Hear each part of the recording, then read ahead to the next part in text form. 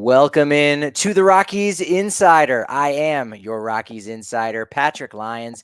And joining me on Minor League Monday, who better than the voice of the Fresno Grizzlies, the Rockies Low-A affiliate, Stephen Rice. What's going on today, buddy? Hey, thank you so much for having me. It's great to be on, and I can't wait to talk all about the Grizzlies and the Rockies' future. Yeah, there's plenty of that to talk about here. We'll try to keep it under 2 hours, maybe. I don't know. I know you can be very verbose and have a lot to say, a lot of good things.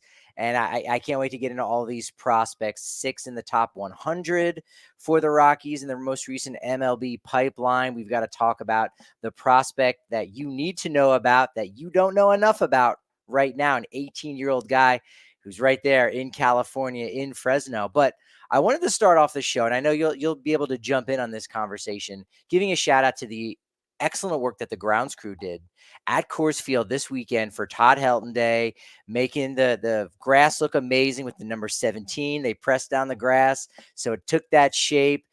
The paint on the first base and third base side with the number 17, the gold ring, the HOF there. Got a chance to talk with some of those guys yesterday, and they busted their butts. And so they don't get enough credit. And I'm sure that the same is true in Fresno. So, Steven, take a moment right now and put yourself on some new Christmas card lists and make some people feel good for the great crew that they do there at Chancey Park in Fresno. David Haciento and his crew, the groundskeepers, are the best people in the universe. And when you always talk about, want to make things pristine, when people come to ballparks, you always talk about the freshly cut grass, the smell of popcorn, those little one off things you don't think about. And then you actually look at the field. Can you imagine when you go to a baseball field and it doesn't look very good? That's the first impression that people give. And, we have the best grounds crew in the universe. We have an outstanding front office, an outstanding pro sports catering, our food department that continue to put in work every single day. But David Haciento and our groundskeepers are the hardest working people in baseball. And, he's won California League groundskeeper of the year. He has continued to make tacos back in his shop for big leaguers and guys who have come through, from coaches to players.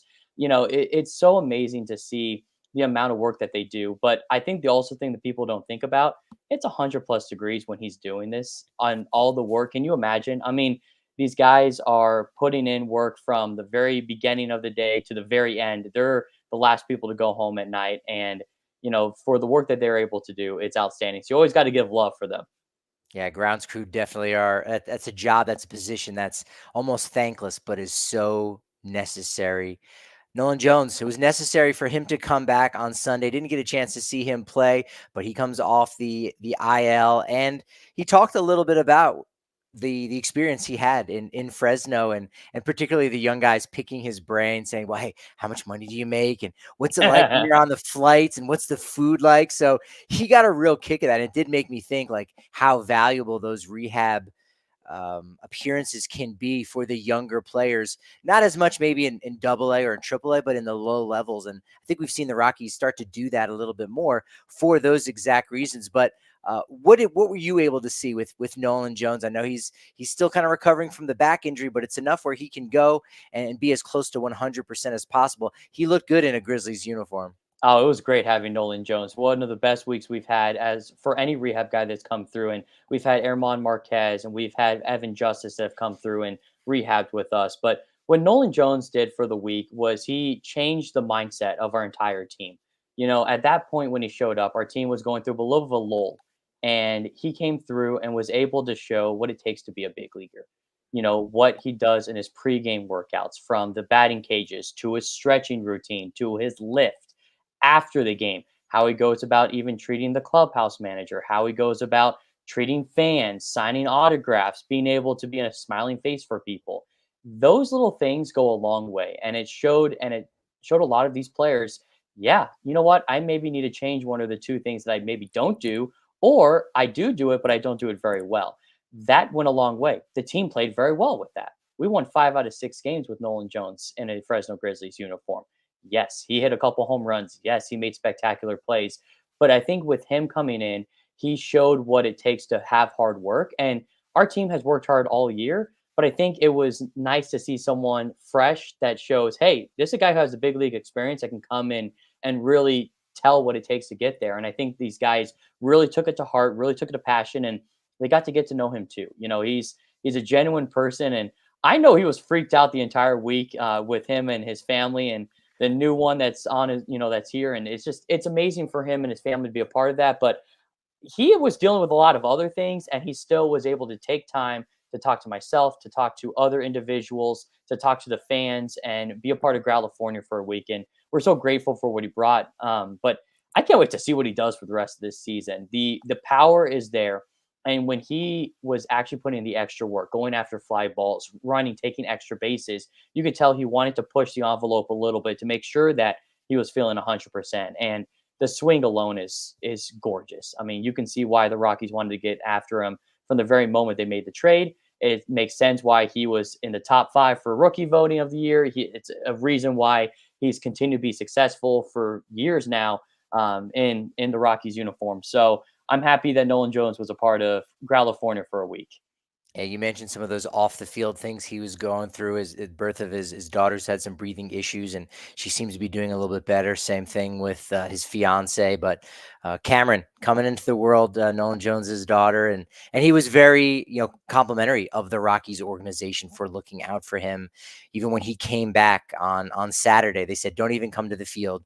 Go and spend some time with your fiance and your daughter." So class act organization. And as you said, Nolan Jones showing those players that you're not just a big leaguer on the field, you need to be a big leaguer on the field. And Todd Helton even talked about that a lot over the weekend as well. I want to dig into some of the prospects and just get your general thoughts, because I've spoken with you in the last couple years as the farm system has continued to improve. And I particularly can't wait to see what your Angel Chivilli Stephen Rice stamp of approval is. And for anyone that doesn't know what that is, and maybe you don't even remember, Stephen, but it was 2 years ago. We talked about almost the entire roster, right? Okay, this guy is definitely going to be a dude. This one, he's got to work on cleaning up a couple things. Gave a good lowdown. I said, who's the one guy that doesn't get enough attention? Not even in the top 30. And you said Angel Chivilli 2 years before he was even on the 40-man roster and making his debut. So you were absolutely on that. We're going to get that pick later on in the show. But 6 Rockies prospects in the top 100 for MLB Pipeline. Starts with number 12, outfielder, third baseman Charlie Condon. At number 23, righty Chase Dollander. 78, Jordan Beck, now with the Rockies, the varsity squad. At 93, outfielder Zach V. 97, Yanquiel Fernandez. 98, Ariel Amador. So many of those names have come through California, and you can see the look on Steven's face. If you're only listening to the podcast, you should be watching on YouTube just to at least see Steven's reaction, how proud he is, and rightfully so, Steven, that you've called so many games for so many of these guys on their path to the majors and part of their development as a young Rocky, trying to make it to the show and trying to make an impact and to get the Rockies back to the postseason. It's amazing to see these guys get to the mountaintop. We are the valley floor, and we want them to get to the mountaintop. And to see these guys work every single day to get to that level is special. But we know what they're capable of doing when we watch them here. The attitude, the dedication to their craft, the continuous show of love for the game. And to see guys like Amador, guys like Yanquiel Fernandez that is knocking on the door in Yanquiel Fernandez, he's going to break it down with authority. And I can't wait to see that happen. But, to see these guys that get to the big leagues, it's special to me. And I'm someone where, being able to call games for these guys is special, but it's being able to get to know the human part of it. And when you see a smile of a kid's face when he learns, oh, that's how it's going to help my swing get better. Oh, wow, I had a really good game. Oh, I had a really bad game, but look at this conversation I just had. It's being able to delve into these humans is something that is so special to me. And what I love about the game of baseball is being able to see the stories of these kids and being able to know that their path is different, and to be able to watch them grow and watch them find success and watch them continue to go through the growing pains. It's everything in between. And I think 6 is too little in the top 100. I really believe that the Rockies should have the most top 100 prospects in baseball. The development of the amount of players, international and college prospects, even high school prospects, is unfathomable. And there's guys that are not even listed on there that should be, and I think guys like Charlie Condon it's going to be a special kid right there. I'm kind of upset that he's not in Fresno, but at the same time too, it's going to be fun to see a lot of these guys too, and I just can't wait to see what's going to happen with a lot of them. You mentioned players making adjustments, having those conversations with the coaching staff. I can recall again another thing that Todd Helton said over the weekend, as a special assistant to the general manager, that there are some times in which if it's snowy in the destination he's going to, he might not get on that plane. He can set his own schedule, and rightfully so, especially as a Hall of Famer now. But it made me think, as you mentioned earlier, how warm it can get in Fresno. I imagine those assistant general managers, they definitely don't mind coming to California early in the season, late, maybe even in the middle of the season as well, because it's always sunny. It's always beautiful there in Fresno. It really is. I mean, and the cool thing too is once it gets to game time, the shade is amazing. But I think that's also what's helpful about California versus a lot of other places is that because we know we're gonna have sunshine, it allows these prospects to get their work in every single day. There isn't a day off where, oh man, there's gonna be a rain out, unfortunately, or there's bad weather or XYZ. We know that we're gonna play every day. We're gonna be able to get work in every single day. And that helps the development for these guys. And so we're fortunate that happens, but I do want to have Todd Helton maybe bring us a chance to go sit on a seat and enjoy some nice food. There you go. Yeah, to pull back the curtain there for a second, part of the reshuffling of the minor leagues was specifically to do what you just said there, allow these guys to ply their trade. Now, previously the Northwest League was a short season league, and you just said, that seems to be a better fit for low A. But if that's your first taste of pro ball, and you're getting rained out or snowed out, man, that's going to be a rough first year. So we'll make that high A, and we'll make the California League, where there aren't going to be as many rainouts. Yeah. That's a better spot to start. Same thing with the Florida Coast League, or the Gulf Coast League in Yeah. Florida. Boom, that's a great low A spot to get those guys to have their first full season. And now once you get to high A, now you're dealing with the weather of Spokane or the Midwest League, or South Atlantic League, Yeah. wherever like that. So you're right. The weather can definitely help with the development. Well, and it also helps too when you get to go to our ballpark for your first stop in professional baseball. I mean, I remember a couple years ago we had a player that was so surprised by our July 4th crowd. We were sold out a few years ago, and that specific player, I remember saying, I never had this in high school. I never had this in college. And they're all here to support us and to watch fireworks and to be a part of this. It was something special to hear something like that because, yeah, our ballpark code's 10,000 and it's your first stop in professional baseball. Welcome to professional baseball. It is better than anywhere else you're ever going to get. Plain and simple. Yeah, I know this week coming up, you got 6 games with the Stockton Ports. There's a shot you're going for the postseason there, for the best record in the division in the second half. Have some work to do, but despite going on the road to Stockton, they're a team that's struggling a little bit. Worst team really in the entire California League. So that's a benefit to possibly make up some games here on the road. We hope so. I mean, that's the big thing for us, but that team is a lot different than what we saw a couple weeks ago. Stockton True. just added a top 4 draft picks, their first, second, third, and fourth rounders.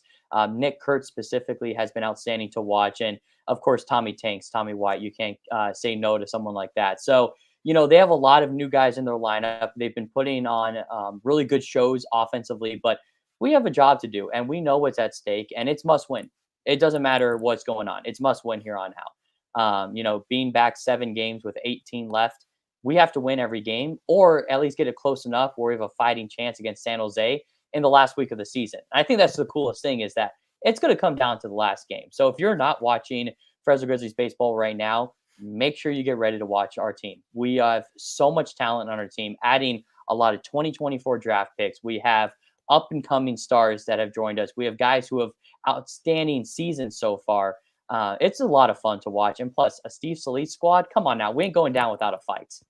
That's it. Yeah. Besides learning a lot about these Rockies prospects, whenever you watch a Fresno Grizzlies game, you can learn about other teams in the AL West or NL West, like you said, with the 2024 draft class for the A's, and also Miles Naylor. That's right. There's Yes. another Naylor brother that's out there from the fabulous Naylor brothers. It's Miles. He's also on the port. So definitely a good reason to make sure that you're watching this week. Well, let's talk about our thumbnail man. Like the guy he's on the thumbnail, he's the one that I think you talk about top 100 prospects. And I think when it's all said and done, there are, 4 or more players that are currently in the system that maybe have to show a couple things. Maybe they are international free agents. They maybe are just coming off the Dominican Summer League or the Arizona Complex League, like Robert Calaz. And you say, well, given some time, this guy will also be a top 100 prospect. I think this time next year, he very well could be top 100, maybe even in the top 75. What can you tell us about 18-year-old outfielder Robert Calaz? So first, Robert Calaz sounds like a Grizzly. I Calaz. knew There it. you go. I knew, I I knew I knew wouldn't get it right. it. It's we didn't know it until I asked him. It was one of those you have to ask the player kind of thing. Robert Calaz is a special talent. And I know we actually mentioned a couple of these guys earlier, Yankel Fernandez and Adiel Amador. If you mix the two players together, you have a Robert Calaz. Here's why I say this. Adiel Amador was one of the most happy-go-lucky players I've met in my entire life. He was fun, he was energetic, and the smile carried. Robert Calaz has not stopped smiling since he has joined Fresno. And it just shows how happy he is to be here, how happy he is to be around his teammates, how happy he is to be in the United States playing the game that he loves. But he has so many very similarities to Yankel Fernandez. He's a right-handed bat versus Yankel Fernandez, the left side, but the power is so raw. His first 2 home runs he has hit with us, I have never seen a more violent but controlled swing in my entire life. And he's 18 years old, and he's hitting baseballs off the bat at 110, going almost 450 feet.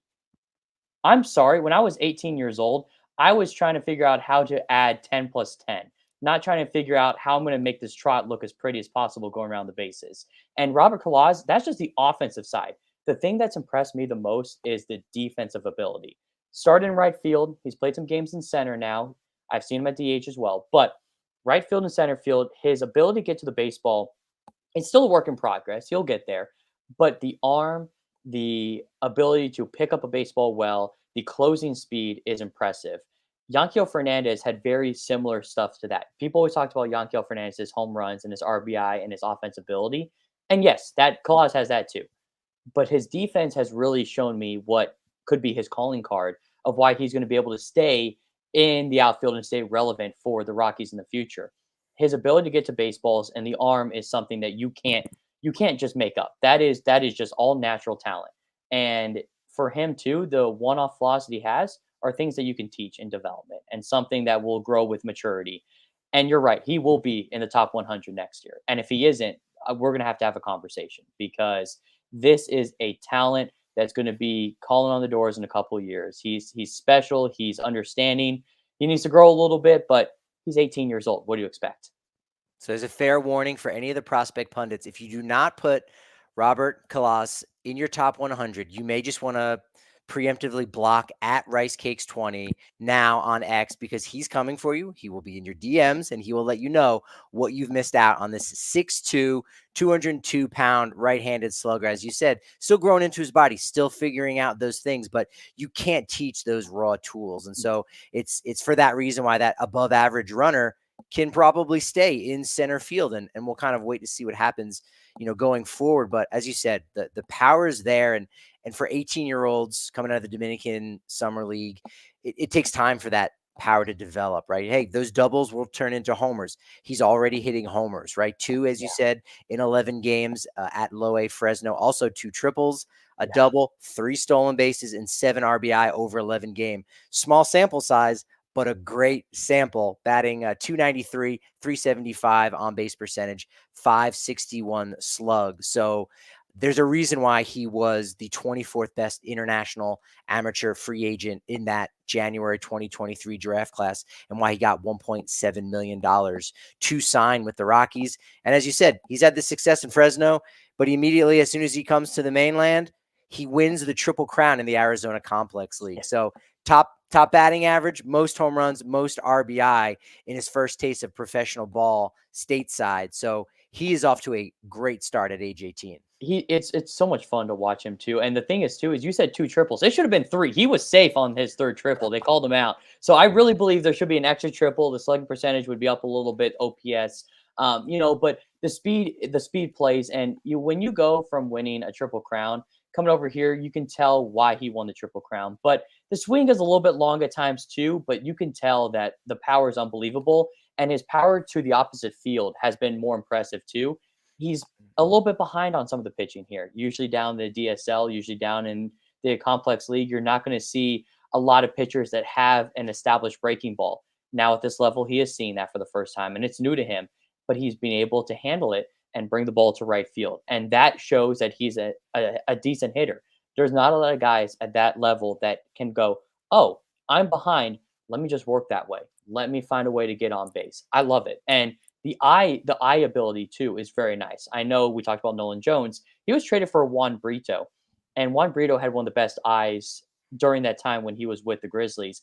Robert Calaz has drawn more walks than I expected.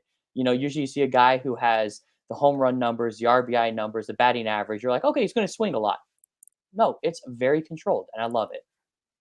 Yeah, it's impressive too that even with some guys graduating from low A up to high A and double A over the course of the season, you replenish with all the draft picks, 3 years younger than the average age in low A, which again, people forget that he's going against certainly veterans, right? Guys who have been pitching in the SEC or have been pitching stateside for a couple years. So he's had a ton of success doing that. So he's really exciting to watch. You also in Fresno have a new crop of guys who have come to you out of the draft. And I think Jared Thomas is one of those guys. Got it started off, already has a walk-off hit, a homer. What have you seen from the first baseman outfielder from the University of Texas? He's outstanding to watch. And I actually will put another Rockies comparison into what I saw from his beginning. And it's a Robbie Martin comparison, the Florida State outfielder. The size of him, very similar build, similar stance at the plate on the left handed side, can play outfield, can play first base if needed. We've only seen him in the outfield so far. But the one thing that I've seen is his controlled ability at the plate. Being able to know that he is going to be a leadoff hitter. He's going to be in the upper part of the lineup. And so for him, his goal is to get on base. Yeah, the home runs are going to come. Yeah, the extra base hits are going to come. But he knows his job is to get on base and allow the guys later on to bring him in, like a Robert Calaz, like an Andy Perez. And so when you know your role already from the very moment you join a team, you're going to be successful. And we've seen that. For him to have already 5 multi-hit games in just his first 10 games played with us is something that shows the kind of ability that he has. And when you are also coached by Troy Tulowitzki at college, you know you're going to be successful, especially in the Rockies system. They're going to tell you what to expect. They're going to tell you what you're going to see, the coaches you're going to go through.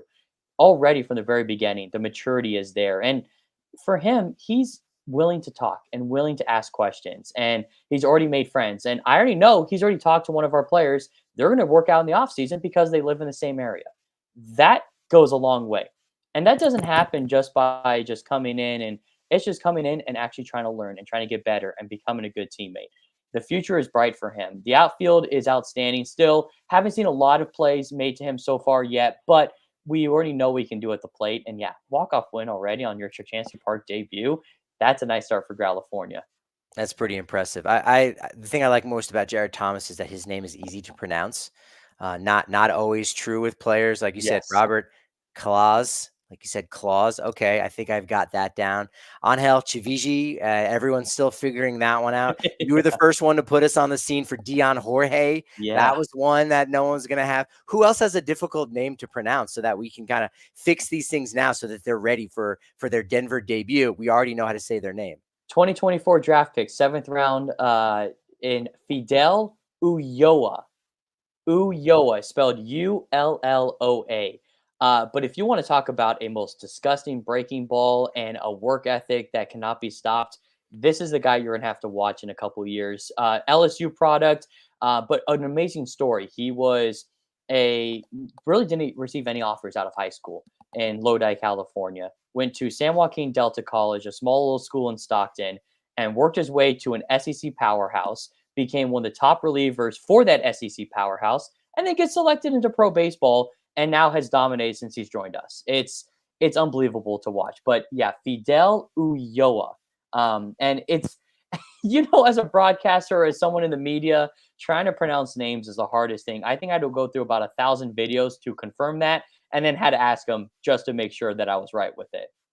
Yeah, that's always the best way, asking the guy, because you could Yes. see a million sources that suggest something different. But if you're telling me directly, that's good. Again, so we need the Angel Chivilli stamp of approval. The Stevens stamp of approval is really what it should be called. Who's that guy right now that you've seen this year, or even dip your toe into the 2023 water, of a player that really has not gotten a ton of prospect love, or even if they have, it just hasn't quite been enough from what you've seen calling games every day for the Fresno Grizzlies? I have three. I have Give three me that. guys, and I have to give you three. The first Give one is a former Fresno Grizzly, currently in Double-A, is Zach Agnos. I think Zach Agnos will be a big league reliever in the next year. I don't care what people say. This is an outstanding arm. And for him, he was not a college pitcher, really. He was a position player, but the arm showed, so he got drafted as a pitcher out of East Carolina. And Agnos led our team in saves last year and has continued to shove at every step of the way. The numbers he put up in Spokane, and now the numbers we've seen in Hartford so far. I'm surprised that he hasn't gotten more of a look from any prospect related person. And it's crazy to say something like that. A little bit on the older side, maybe that's why, but it doesn't make any sense because this is a guy that has a disgusting breaking ball. The fastball reaches the mid 90s, good work ethic, good person, makes the clubhouse better around you. You saw what he was capable of doing at every step so far. I feel like Zach Agnos, when he's joined the Rockies organization, I think he might have a 650, 700 winning percentage. I don't know how many games he's lost, but if you think about what he did last year with us, you combine it with what Spokane did in the first half, his call up to Double-A Hartford, I don't think he's seen many losses this year. And so when you have that winning culture, it goes a long way. That's my first one, is Zach And Agnos. and he's doing it as a closer too. Let's keep that Yes. in mind. Not Yes. just a relief pitcher, which is great, but Yes. doing it in the ninth, as you said, he's not losing games. No, and I think that's a huge thing too. I think he had two blown saves for us, and both of them were kind of unfortunate error mistakes that happened and runs scored that really wasn't something that he gave up. And so I think that's going to make him a super talented guy in the future. I wouldn't be surprised if he is a part of the Rockies' future very soon. I really do believe that. But there's two guys on our current team right now that I think deserve love, and I'm surprised they haven't. And they're both Perez's. Brian Perez, the right-handed pitcher, 20 years old, and then infielder Andy Perez are the two that I think deserve a bunch of love. Brian Perez is the nephew of Edison Volquez, the former MLB All-Star. 20 years old, was considered, according to Ben Baylor, the top pitching prospect of that 2021 draft class, which included in that international draft class was Jordy Vargas, Brian Mena, Ronnie Cruz, just to put example. That was the draft class for Dion Jorge as well, too.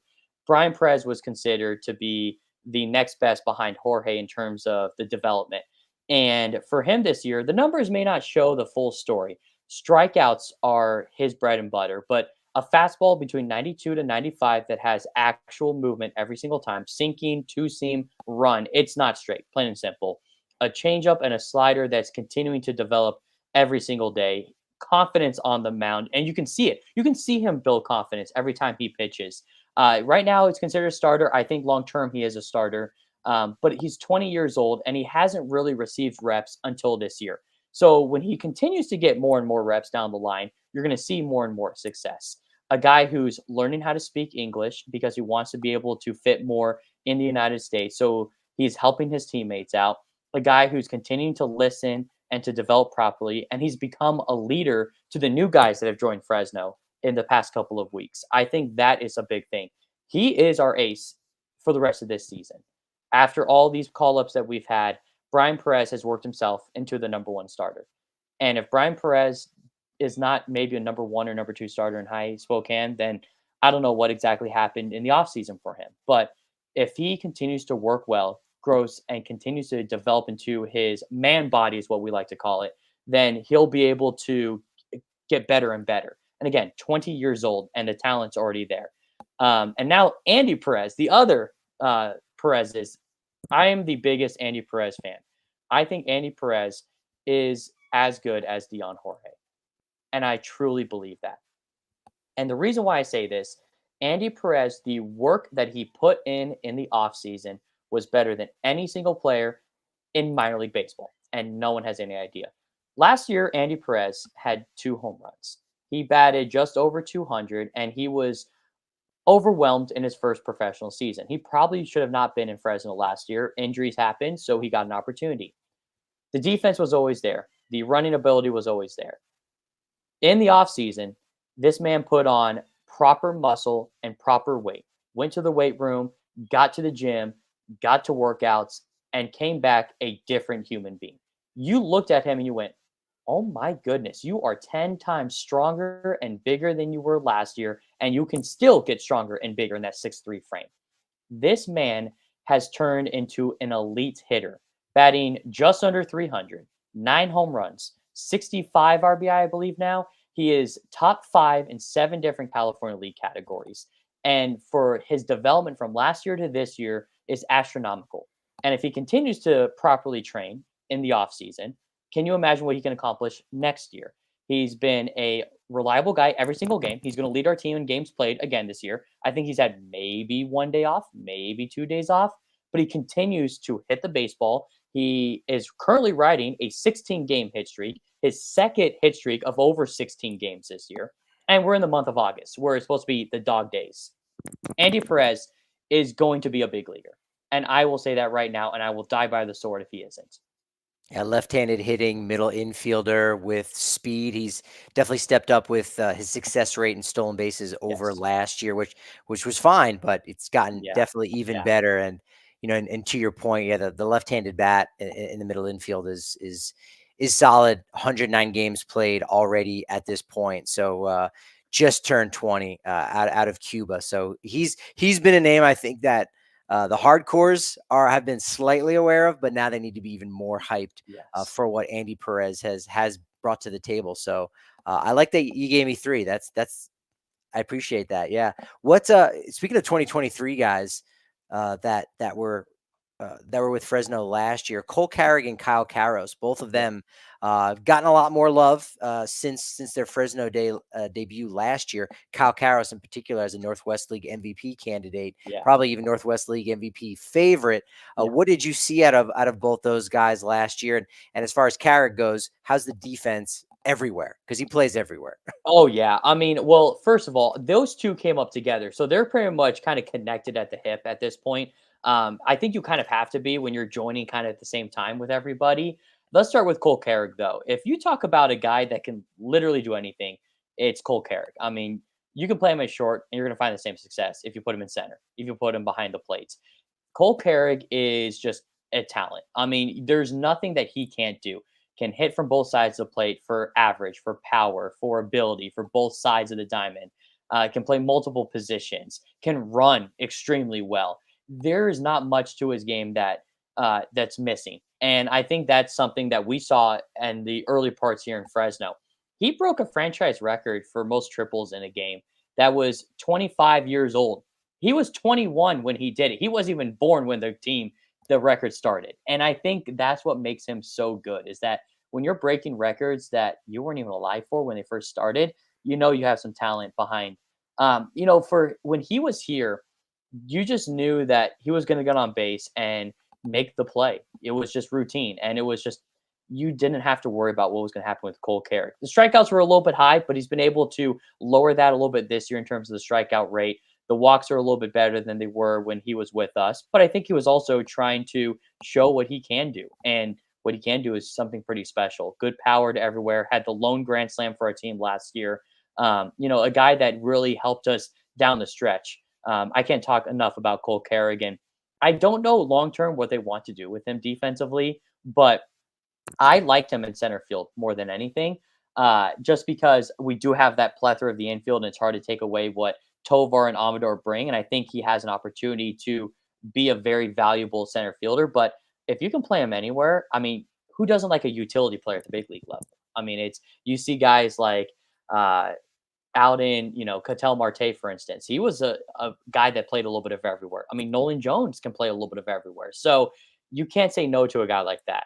Kyle Karros, though, talk about, again, when you are raised by someone who has big league time or has big league experience, like his dad being around the game and being in the game as long as he has been and still is right now, you know that he already knows what to expect. And it goes a long way for a lot of these players who are raised by someone who has chances being here because they know how to handle being in a clubhouse, handle around teammates, and understanding the big moments. And Kyle Carroll has I'm upset he didn't start the year with us, but it makes sense now. He's gonna go win an MVP, but I Kyle Carrow's the power has been unbelievable.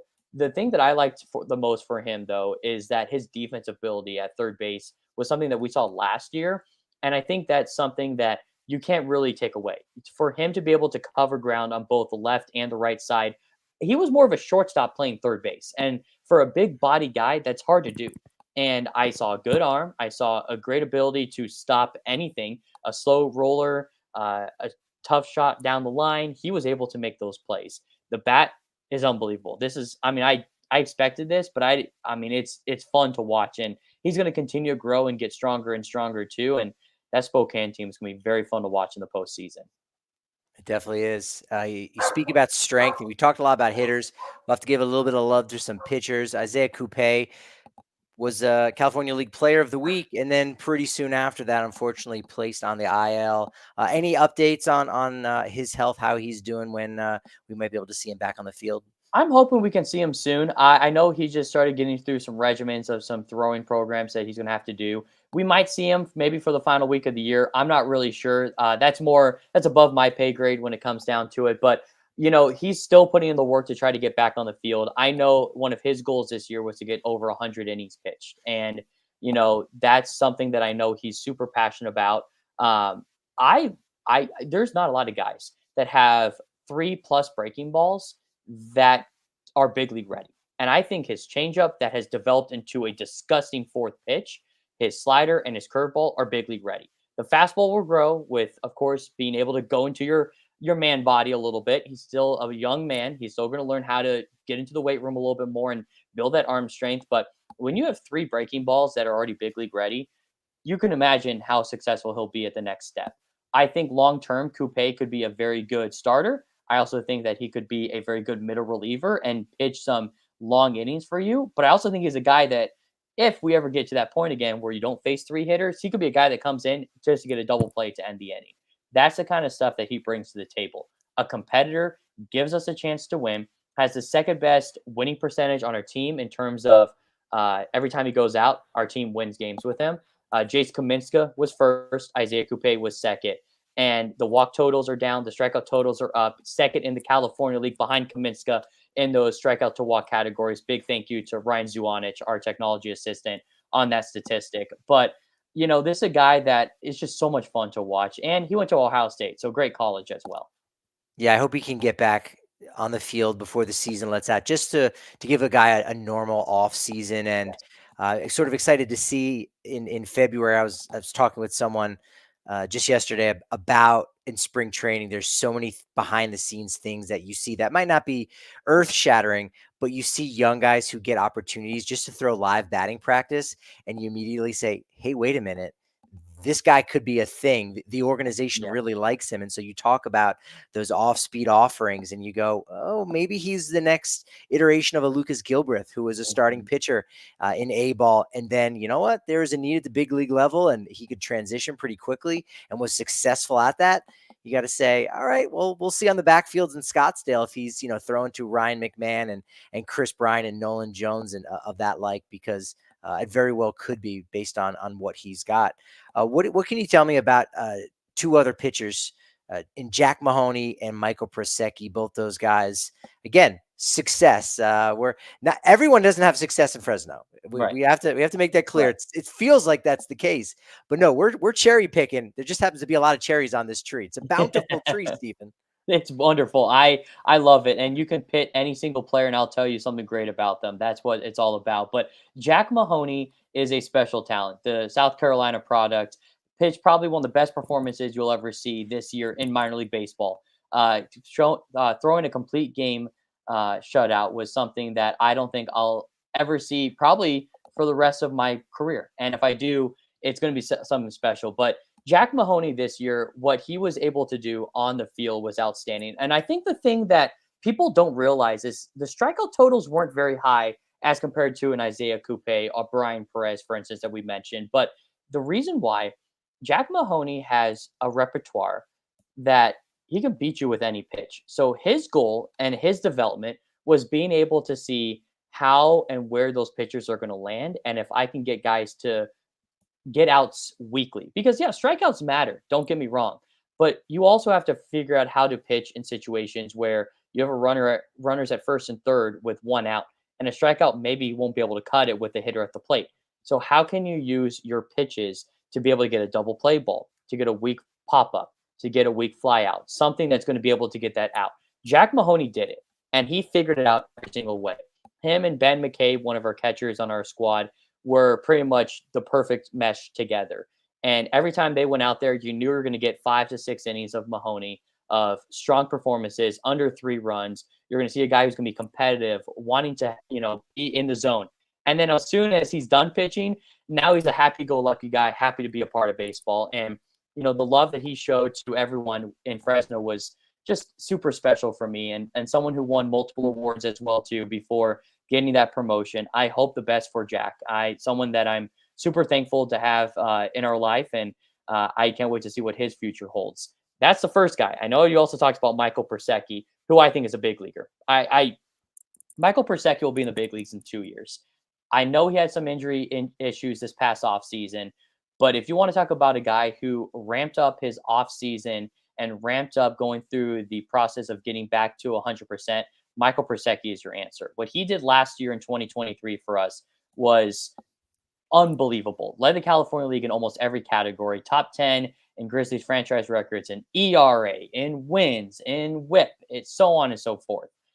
Came back this year to once he was going through the process of returning from injury, and nothing changed. A good fastball, has a good idea of the strike zone, can throw every pitch for a strike, and he's fun. He's nice. He cares about you. He was the first person to come in and ask, "Hey, how is your family doing? How are you doing?" You don't get that from people. And, I know that we can talk about how good they are on the field, and on the field matters. Do not get me wrong, Rockies fans. But when you also have a good human being, you always want them to be successful. And I always will root for good human beings. And this year, the Grizzlies have a lot of them. But Michael Persecki, one of the best. And I'm just so thankful that we got a chance to see him again this year and see the numbers come through. I really, truly believe that if Persecki can stay healthy, he'll be in the rotation in 2 years. There you go. That's Steven Stamp. I also forgot that I wrote down this in my notes. Rice of approval. There you go. Like I love it. I love it. No, excuse me, not rice of approval. Rice of passage, like rite of passage.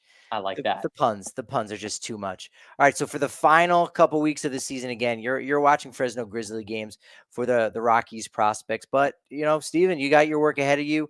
You got the D-backs coming up, I think, next week. Drew Jones, Ryan Waldschmidt, a trio of 19-year-old infielders for the Diamondbacks. The Giants have James Tibbs III, just drafted out of Florida State. And I'm sort of curious if you had a chance this season to see any of Walker Martin. Colorado and Rocky Mountain fans are obviously familiar with him, coming out of Eaton High School in Colorado, second-round pick by the Giants last season. So I didn't have a chance to see him yet with San Jose and through the Giants system, but I actually got a chance to watch him a little bit during his high school time at Eaton. I actually am a Northern Colorado Bear, so I, right in that neighborhood. So I actually had a little bit of an idea of what he was capable of doing even before he had the chance to go into professional baseball. And I'm just going to tell you right now, we have a work cut out for him. That's not an easy out one bit. He's a special talent. I'm a little bit disappointed he didn't get to the Rockies, but at the same time too, it's always great seeing someone from Colorado get to the ranks. A good bat, has the ability, I think, defensively to be an all-star. I think the glove plays, especially on his ability in the backhand, going into the short to third hole, and then being able to make a strong throw to first. I think that's something that, again, it's not something that is taught. It's something that's just kind of ingrained from the very beginning. So I think long-term he's great too. And you mentioned Drew Jones. Talk about another guy that developed very well from his previous year. Had some issues with injuries, had some issues in terms of trying to just find success right away. Baseball is not easy, and you're not going to find success right away. And some guys do. Other guys do not. And Drew Jones was one of those guys last year. Last year, Drew Jones I feel like I could have put a pitcher report against him and say, all right, he can't handle anything. And if we're going to put all 9 fielders on the right side of the diamond because every ball he hit was to the right side. Now he can hit to all fields. Now he shows his power. Now he has the wheels and he's a pretty good defender. I think that the Diamondbacks have a good player long term.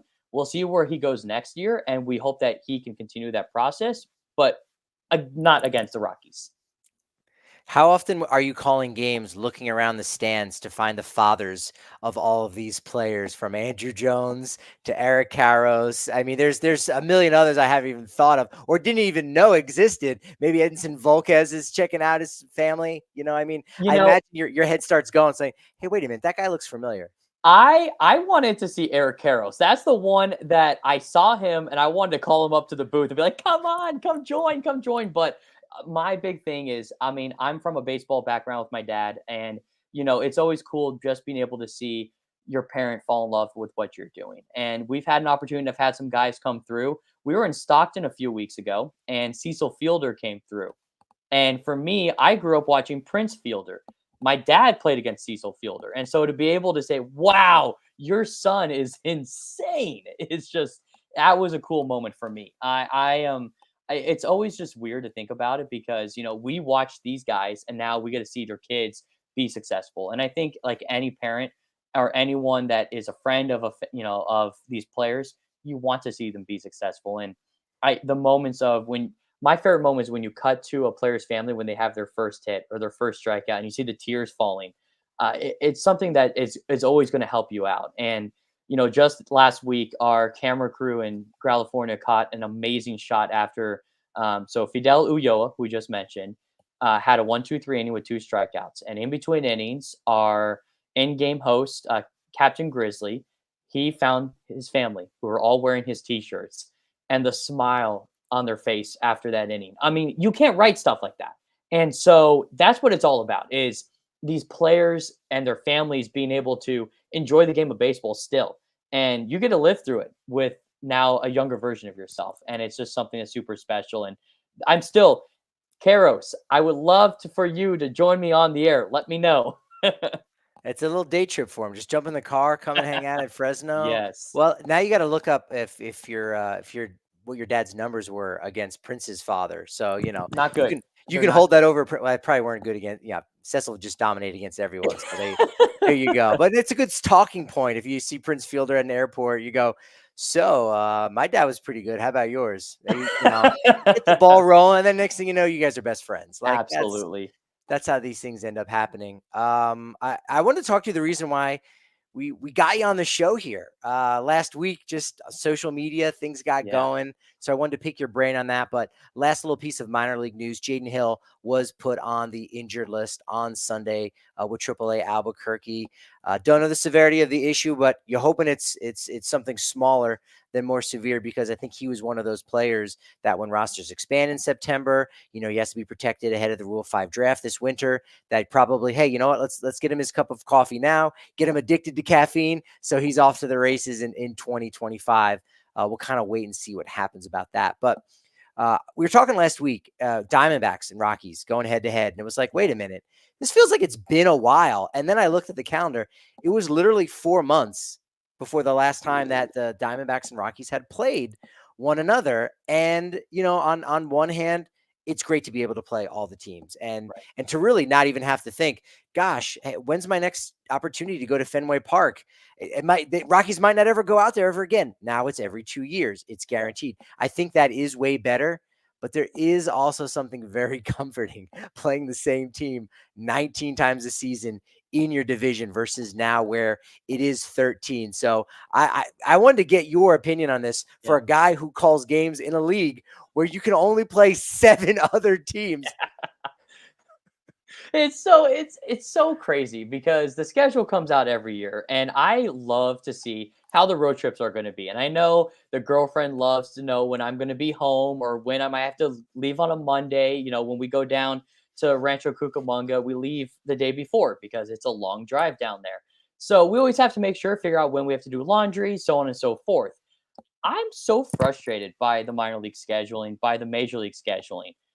I don't understand, for instance, where the Fresno Grizzlies We played the Lake Elsinore Storm at home after not facing them in April, May, June. We faced them in July. Okay, so we faced them in July. Done, right? We faced them 2 weeks later, and we were done with them before we faced another team. What if you have two halves of a schedule? You face every team the same amount of time. So okay, so in the first half, you go to Rancho Cucamonga, you face Lake Elsinore at home. The second half of the schedule, vice versa, switch it. So you face the same amount of teams in the first half, same amount of teams in the second half. I think that would work way better. You go, maybe 2 trips to San Jose and they go to your place too. As long as that equals up, I don't care. But it makes no sense how you have to go that long without facing a divisional opponent. I get that you have to find things that work. I understand it's not easy to put together a major league schedule, an NFL schedule, an NBA schedule. It's not easy, but you should not have to go 4 months in between facing another team. If they're a divisional foe, I say that you have to face every single one of them at least one time every month. Doesn't matter if you go to their place or if they come to your place. Face them every month. And I think the same thing for us. I think that if you take April, May, June, July, August, September, so what's that, 6 months? Every 2 months, then you'll face maybe one team from the other division. And then in that other frame, you make sure you face every team in your division. So for instance, if I had it my way, you face San Jose, Modesto, Stockton, and then you face that one-off random team, and then maybe another one-off random team. Then again, San Jose, Stockton, Modesto, or somewhere you can mix and match those 3 matchups. Then you face the other team again, and then the second half starts, and then it's kind of the same thing. You face those 3 teams, blah blah blah blah blah. Then you go and face those other 3 teams again. It's just, I feel like there's better ways to do it, and it makes it easier where you're not going to the same ballpark, 12 times in 24 days. I got to the point where I actually was in the same hotel in Modesto, I think 9 times in a span of 18 days. And we actually had just a random person that was there at the hotel say, "Hey, we've seen you guys a bunch recently. Are you guys a new travel team?" Like, because, they didn't know who we were, but it was like we were there so much that it kind of became second nature for that hotel, for the people that were seeing us, and, the stuff that we were doing. It just doesn't make sense for me. And at the same time, too, I mean, even though the road trips are cool and all, I want people to not have to. I want them to face us at the beginning of the year at Chukchansi Park and at the end of the year, so they have to get us twice and deal with the crazy versions of it. I don't know how you go about it. I can help with the schedule if they want. You can help with the schedule if they want. But the Rockies also should not be facing the Diamondbacks 4 months later. You have to find a better way to fix that. Yeah, it's strange. Yeah, they play the Dodgers. Gosh, I can't. Well, and I think in June, but then they play them pretty much twice in the final 2 weeks of the season after somewhat of a break. So you got them in the middle of the season, but then they're all these games are clustered towards the end. I wonder with AI if we've got the technology now where literally even just somebody in their basement can push a button and come up with 1,000 different schedules, and you go, hey, wait a minute, this one over here actually looks like it checks off all the boxes. I think the other thing that you said too, and I think this is a very interesting thought process for the future when it comes to a scheduling, is, for instance, the Rockies going to Fenway Park, right? You only go there once every 2 years. Make sure you schedule it on a time frame that you hope it doesn't get rained out. Because in Boston, you're gonna have rain at certain times of the year. And of course, you can't control Mother Nature. I'm Yet, gonna put that out there. yet. Yet, you're right. Absolutely right.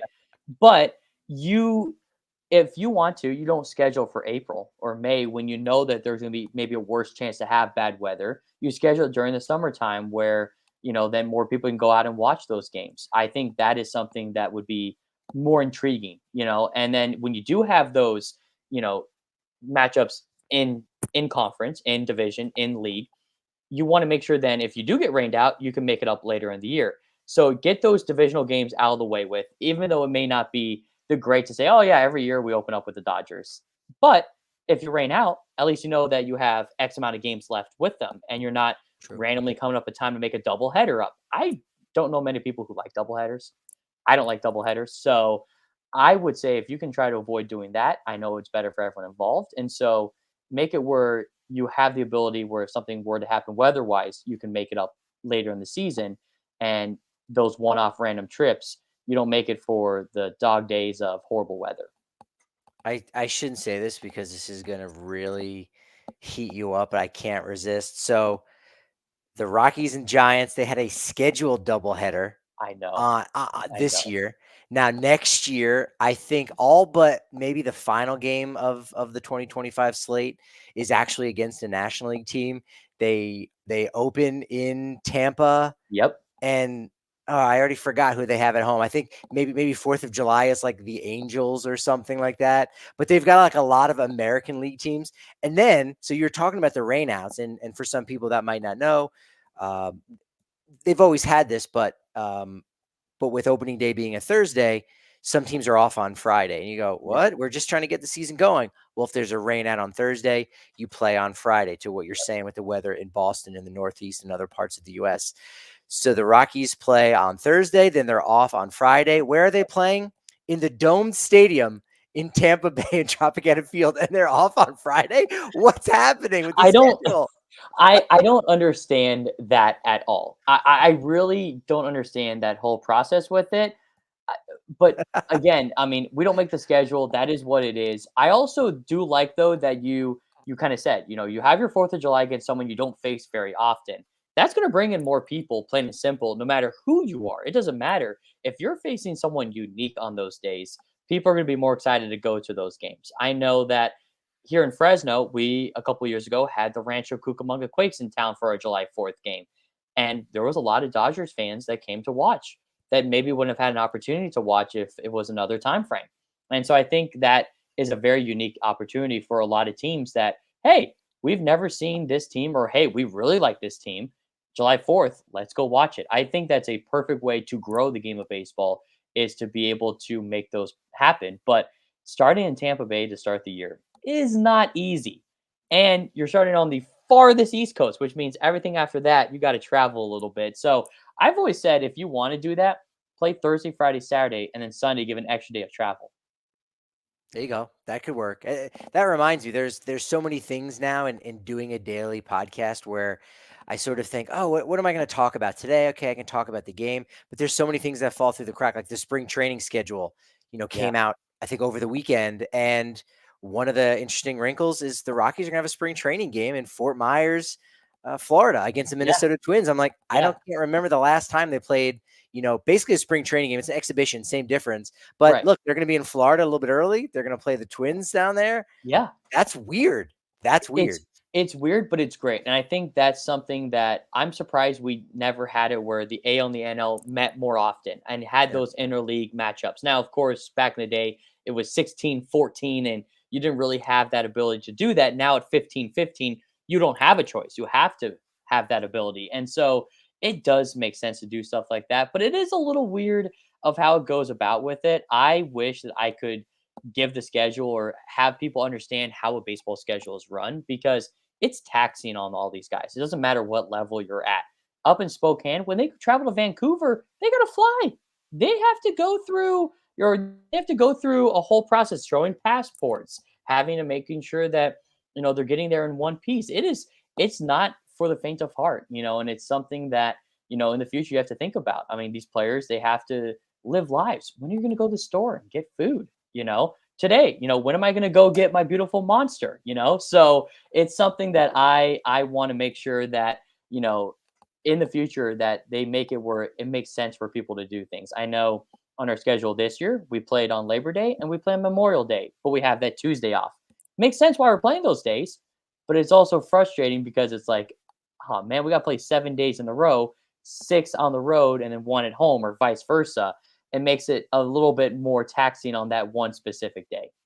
One of these days, one of these years, we'll get it figured out. Steven, go ahead, plug away, let folks know they can find you on social media and anything else going on in Fresno. And of course, your apparently your new sponsorship with Monster. Go ahead.